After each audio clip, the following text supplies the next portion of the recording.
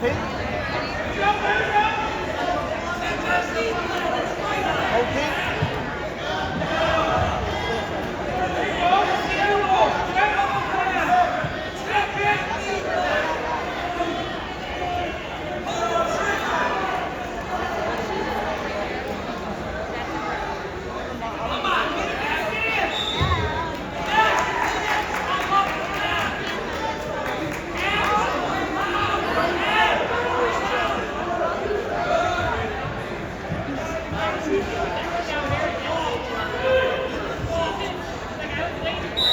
Now wrestling on that too is about 229 and a half. So we got Trevor Esper of Flushing versus David Keene of Midlothian.